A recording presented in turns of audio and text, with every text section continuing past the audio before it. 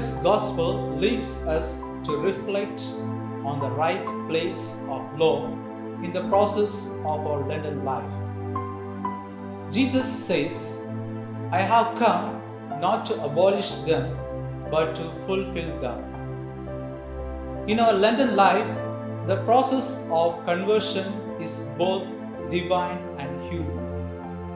It is divine in the sense that it is God who directs and accomplishes the inner transformation of our hearts, and it is human in the sense that it needs some guidance as well as some path to follow, lest it goes off in all directions, ultimately ending up just where it was at the beginning.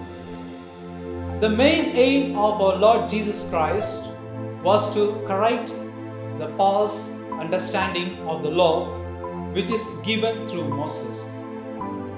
Pharisees did not understand that the laws and commandments are the loving expression of the God's will for His children. We are given fundamental principles in the 10 Commandments, principles of reverence for God and respect for our fellow men and for ourselves. Without them, there can be no such thing as law.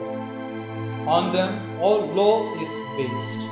That reverence and that respect Jesus came to fulfill.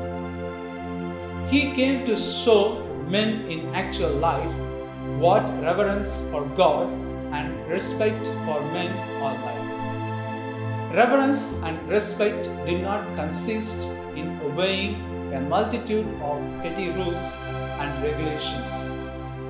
They consisted not in sacrifice but in mercy, not in legalism but in love, not in prohibitions which commanded that men should not do things, but in the instruction to mold their lives on the positive commandment to love.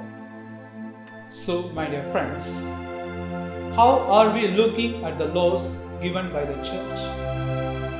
Are we going to consider laws as the expression of God's love? Let us always learn to consider that God's love is expressed through commandments and laws. Live Jesus.